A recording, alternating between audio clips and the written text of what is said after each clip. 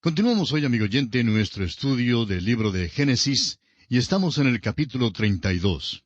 En nuestro programa anterior nos detuvimos cuando Jacob preparó las manadas y las envió con sus siervos, diciéndoles que dijeran a Esaú que eran regalos suyos y que él venía llegando tras ellos. Hoy comenzaremos leyendo desde el versículo 20 y leeremos ahora hasta el versículo 23, que dicen: Y diréis también: He aquí tu siervo Jacob viene tras nosotros, porque dijo: Apaciguaré su ira con el presente que va delante de mí, y después veré su rostro. Quizá le seré acepto. Pasó pues el presente delante de él, y él durmió aquella noche en el campamento. Y se levantó aquella noche, y tomó sus 2 mujeres, y sus 2 siervas, y sus 11 hijos, y pasó el vado de Jaboc. Los tomó pues, e hizo pasar el arroyo a ellos y a todo lo que tenía. Esta es la noche cuando Jacob tuvo una gran experiencia.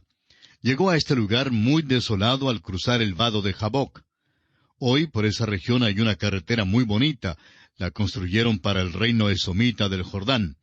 Conduce a un área que no sería posible ver si no fuera por esa carretera. Es algo solitario por allá. El cruce está en un lugar muy desolado y queda entre 2 cerros. Es escabroso y montañoso, pero son realmente cerros. Allí es donde llegó Jacob esa noche. Y notamos que no es un hombre feliz porque está lleno de temor y dudas. Recuerda que tiempo atrás había maltratado a su hermano Esaú. Dios no le mandó a conseguir la primogenitura con el método que él empleó. Dios se la iba a dar de cualquier manera. Por tanto, esa noche envió todo lo que tenía para que cruzara el vado de Jaboc, y se quedó en un lado a solas. Él pensaba que si llegaba el hermano, puede que se salvara la familia y simplemente le mataría a él. Por tanto, Jacob se encuentra muy solo. Notemos ahora un aspecto muy importante aquí. Leamos el versículo 24 de este capítulo 32 de Génesis, que dice: Así se quedó Jacob solo, y luchó con él un varón hasta que rayaba el alba. Tenemos que ser francos al estudiar esta lucha. Hemos oído decir que Jacob fue quien luchó. En realidad, Jacob no luchó de ninguna manera. Él no quería luchar contra nadie. Vamos a ser francos. Tiene al tío Labán tras de sí, quien no tiene buenas intenciones para con él. Por delante tiene al hermano Esaú. Y en realidad, Jacob no sirve de contendor para ninguno de los dos. Se encuentra, como dijéramos, entre la espada y la pared y no sabe qué hacer. Ahora, ¿piensa usted que quisiera enfrentarse a otro contendor esa noche? Bueno, creemos que no. Hace algunos años, la revista Time, en su sección de deportes, informó sobre los votos a favor del luchador más grande y dijo: Ni un solo voto llegó al atleta más famoso de la historia, el luchador Jacob. Luego recibieron una carta por correo de alguien que decía: Háganme el favor de decirme algo de este luchador Jacob. Nunca antes había oído hablar de él. Bueno, es obvio que nunca leyó la Biblia. Jacob no es luchador. Y quisiéramos que esto quede aclarado aquí al principio. Aquella noche se quedó solo porque quería estar solo y no buscaba ninguna lucha. Ahora, ¿quién fue el que luchó con Jacob aquella noche? Bien, es una buena pregunta y ha habido bastante especulación en cuanto al personaje que luchó con Jacob. Creemos que no fue otro sino el Cristo preencarnado, y tenemos una evidencia de ello. Leamos en Oseas capítulo 12, los versículos 1 al 5, que dicen: Efraín se apacienta de viento y sigue al solano. Mentira y destrucción aumenta continuamente, porque hicieron pacto con los sirios, y el aceite se lleva a Egipto. Pleito tiene Jehová con Judá para castigar a Jacob conforme a sus caminos. Le pagará conforme a sus obras. En el seno materno tomó por el calcañar a su hermano, y con su poder venció al ángel. Venció al ángel y prevaleció. Lloró y le rogó, en Betel le halló, y allí habló con nosotros. Mas Jehová es Dios de los ejércitos, Jehová es su nombre. Jehová es su nombre. Amigo oyente, no fue otro sino Jehová, el Cristo preencarnado, quien luchó con Jacob aquella noche. Leamos ahora los versículos 25 y 26 de Génesis capítulo 32. Y cuando el varón vio que no podía con él, tocó en el sitio del encaje de su muslo, y se descoyuntó el muslo de Jacob mientras con él luchaba. Y dijo: Déjame, porque raya el alba. Y Jacob le respondió: no te dejaré si no me bendices. Notamos aquí que Jacob no se rinde fácilmente. No es ese tipo de hombre. Por fin, aquel que luchaba con él descoyunta la pierna de Jacob. ¿Y qué pasa? Jacob simplemente se agarra de él. No está luchando, simplemente se agarra de él. Se dio cuenta que no podía vencer a Dios luchando. La única manera de vencerle es sometiéndose y simplemente agarrándose de él. Abraham había aprendido eso. Por eso Abraham dijo un amén a Dios. Creyó a Dios y Dios lo contó por justicia. Abraham estaba sin recursos y abrazó a Dios. Amigo oyente, cuando usted se encuentre sin recursos, entonces confíe en Dios. Se dará cuenta que cuando se está dispuesto a agarrarse de Él, Él está allí, siempre listo para ayudarnos. Leamos ahora los versículos 27 y 28. Y el varón le dijo, ¿cuál es tu nombre? Y él respondió, Jacob. Y el varón le dijo, no se dirá más tu nombre Jacob, sino Israel, porque has luchado con Dios y con los hombres y has vencido.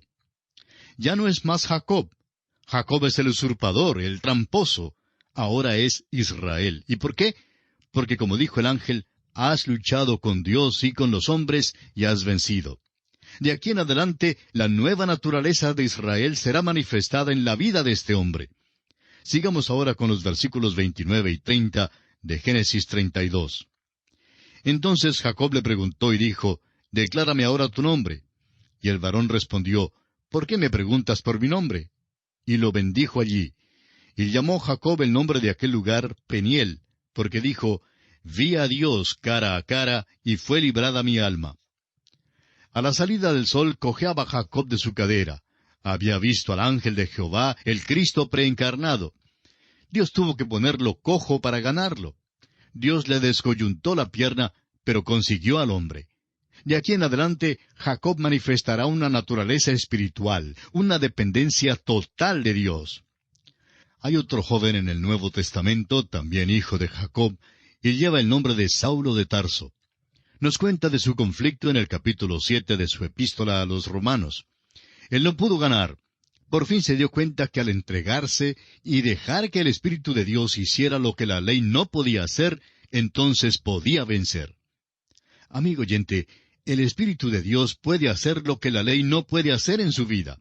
Es un hecho de la voluntad, es una sumisión al Espíritu de Dios. Eso es exactamente lo que hizo Jacob. Jacob venció, obtuvo la victoria. No la consiguió luchando, sino entregándose. Jacob tuvo que ser quebrantado antes que Dios lo pudiera usar. Y es la única manera en que usted, amigo oyente, y yo podemos vencer. Y así concluimos nuestro estudio del capítulo 32 del libro de Génesis.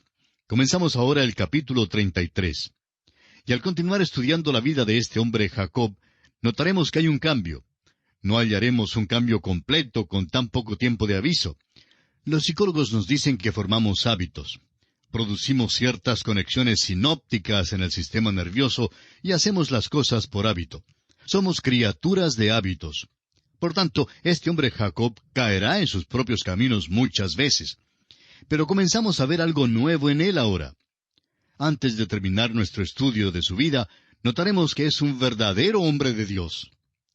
En primer lugar, lo vimos en su hogar, luego en la tierra de Harán, y notamos que era un hombre de la carne. Aquí en Peniel, en el vado de Jaboc, lo hallamos luchando. Después de esto y por todo su viaje a Egipto, lo vemos como un hombre de fe. Un hombre de la carne, luego un hombre luchando, y por fin un hombre de fe, lo que también caracteriza la vida del apóstol Pablo. Hubo 3 períodos en su vida. Fue convertido, y luego pensaba que podía vivir la vida cristiana.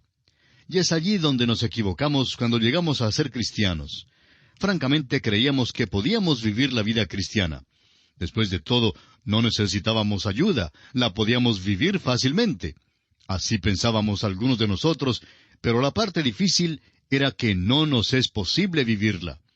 Usted recordará que allí es donde Pablo tuvo su problema. Continuaba haciendo lo que precisamente no deseaba hacer. Se dio cuenta no solamente que en la naturaleza vieja no había el bien, sino que tampoco había fuerza ni poder en la naturaleza nueva. Por fin escuchamos su llanto en el capítulo 7, versículo 24 de su epístola a los Romanos. Dijo el apóstol, «Miserable de mí, ¿quién me librará de este cuerpo de muerte?» Y luego algo sucedió. Leamos ahora el versículo 25 del mismo capítulo 7 de Romanos, donde Pablo dice, «Gracias doy a Dios por Jesucristo, Señor nuestro. Así que yo mismo con la mente sirvo a la ley de Dios, mas con la carne a la ley del pecado». Es por Cristo que Pablo tuvo que agradecer, porque él iba a hacer su ayuda. Por Cristo. Y esa es la manera para todos y cada uno de nosotros. Tenemos esa vieja naturaleza y no puede hacer nada que agrade a Dios. En efecto, Pablo seguía diciendo que era enemistad contra Dios. En el capítulo 8 de Romanos dice, «Por cuanto los designios de la carne son enemistad contra Dios, porque no se sujetan a la ley de Dios, ni tampoco pueden. Y los que viven según la carne no pueden agradar a Dios». Amigo oyente, no podemos agradar a Dios en la carne. No es sino hasta cuando usted y yo nos entreguemos a Él y dejemos que obre a través de nosotros, cuando entonces podemos agradar a Dios. El entregarse es un hecho de la voluntad de una persona regenerada, reengendrada, entregándose a Dios. ¿Qué ilustración tenemos de eso aquí en Jacob?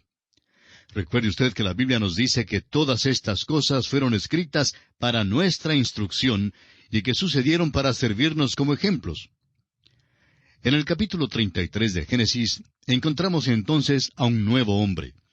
Este capítulo nos relata del encuentro de Jacob con Esaú. Luego Jacob sigue hasta Siquem, pero ahora es un Jacob nuevo. Leamos los primeros 4 versículos de este capítulo 33 de Génesis. Alzando Jacob sus ojos, miró, y he aquí venía Esaú, y los 400 hombres con él. Entonces repartió él los niños entre Lea y Raquel y las 2 siervas, y puso las siervas y sus niños delante, luego a Lea y sus niños, y a Raquel y a José los últimos. Y él pasó delante de ellos, y se inclinó a tierra 7 veces, hasta que llegó a su hermano. Pero Esaú corrió a su encuentro y le abrazó, y se echó sobre su cuello y le besó. Y lloraron. Jacob quería salvar a su familia, y por eso los separó. Nos hubiera gustado haber visto a Jacob cuando encontró a su hermano Esaú. Suponemos que comenzó a postrarse estando aún a 1 kilómetro de distancia. Llegó luego muy humillado, porque Esaú tenía con él unos 400 hombres. Jacob no sabe cómo es que viene, si de amigo o de enemigo. Son hermanos, realmente son gemelos. Parece que se olvidarán de lo pasado.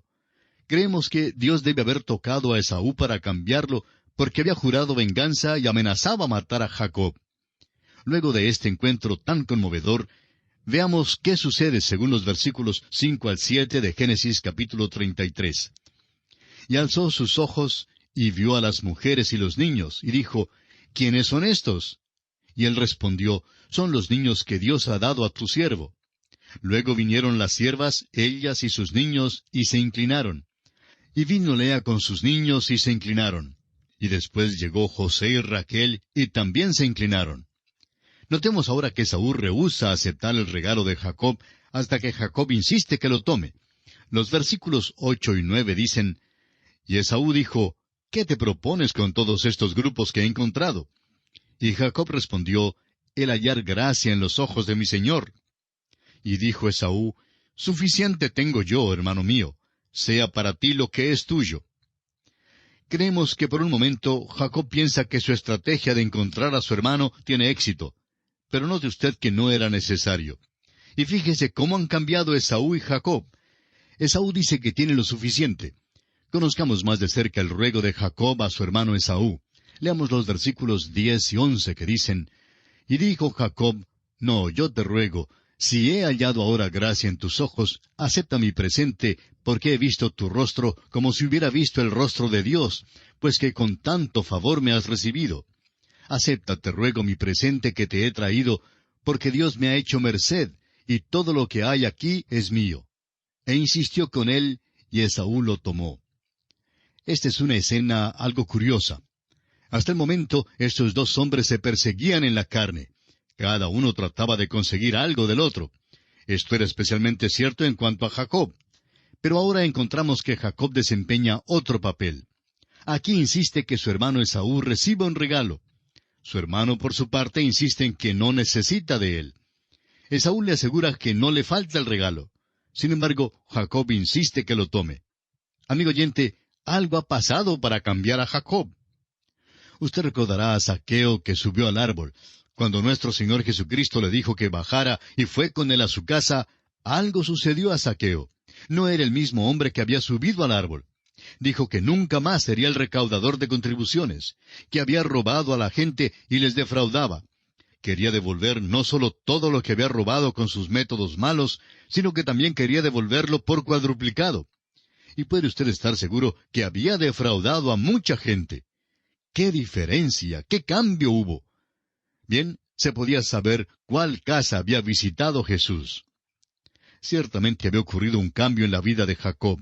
Antes había entregado un plato de sopa a Esaú en pago por la primogenitura de él. Ahora estaba dispuesto a entregar manadas a su hermano en pago por nada. Su hermano no quería recibir el regalo, pero Jacob insistió, y por fin Esaú lo recibe. En aquel día y en aquella tierra, si uno rehusaba tomar el regalo que otro le insistía que tomara, lo consideraban como un insulto.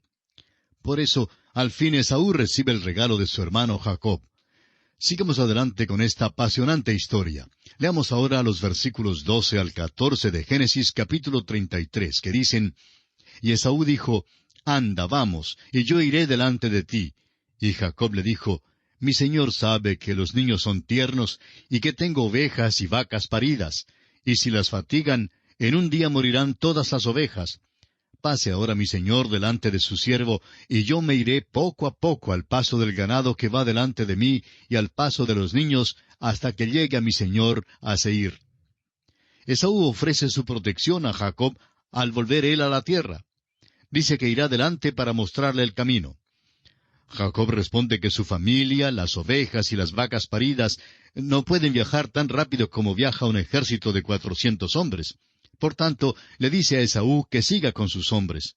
Notemos ahora los versículos 15 al 17. Y Esaú dijo, Dejaré ahora contigo de la gente que viene conmigo. Y Jacob dijo, ¿Para qué esto? Halle yo gracia en los ojos de mi señor. Así volvió Esaú aquel día por su camino a Seir.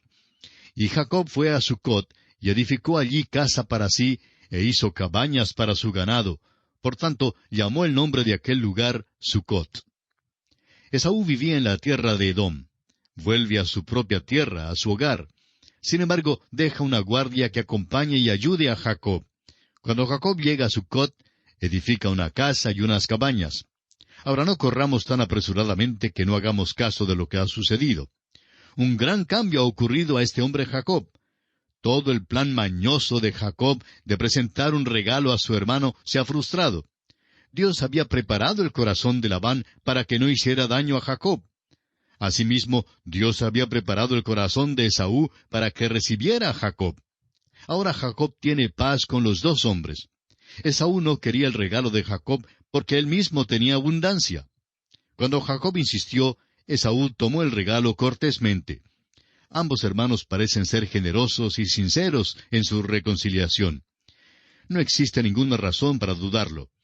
Siendo que Esaú ahora es rico, y siendo que no ha atribuido ningún valor particular a la primogenitura de todos modos, no hay razón por la cual no pueda reconciliarse con su hermano gemelo.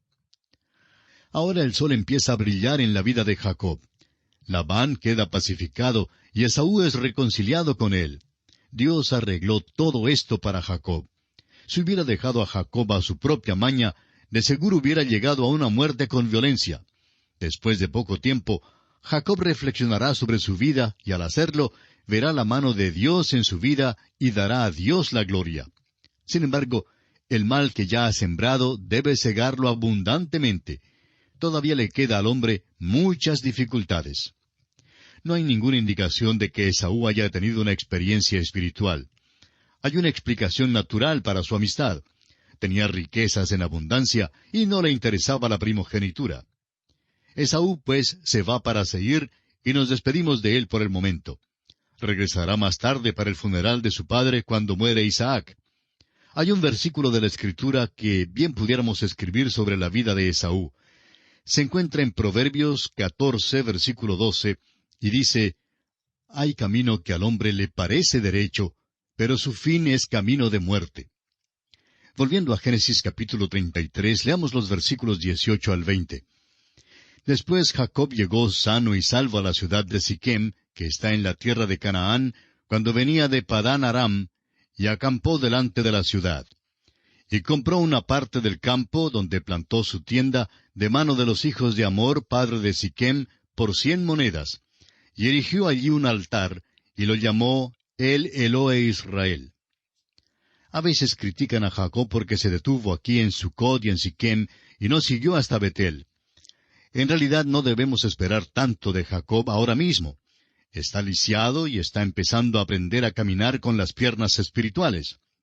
Jacob edifica un altar aquí, así como su abuelo Abraham tenía la costumbre de edificar altares por donde quiera que iba.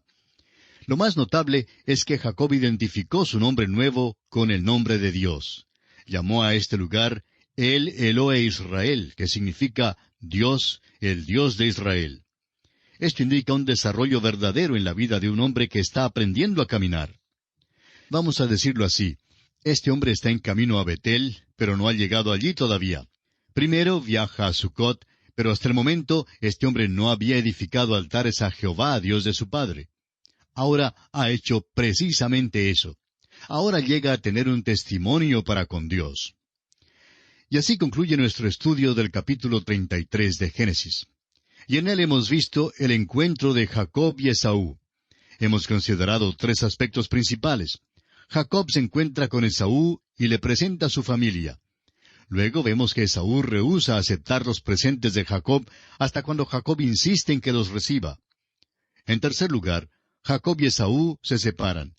Pero el aspecto sobresaliente en todo el capítulo es el cambio que se ha operado en Jacob, y esto es de suma importancia. Porque este es el punto al cual debemos llegar todos los hombres. Así como Jacob luchó o se agarró del ángel de Jehová y venció, asimismo Dios quiere otorgarnos la victoria por medio de Jesucristo. Y solo podremos obtener esa victoria sometiéndonos a la voluntad de Dios, sometiéndonos a Jesucristo mismo. Amigo oyente, si usted aún no ha aceptado a Cristo Jesús en su corazón, no se ha sometido a su voluntad, le exhortamos a que lo haga en esta misma hora, y notará que Dios obrará en su vida un cambio profundo, un cambio radical, un cambio total, que le permitirá pertenecer a la familia de Dios. Quiera el Señor que usted pueda llegar a esta decisión en esta misma hora. Es nuestra oración que Dios le bendiga ricamente.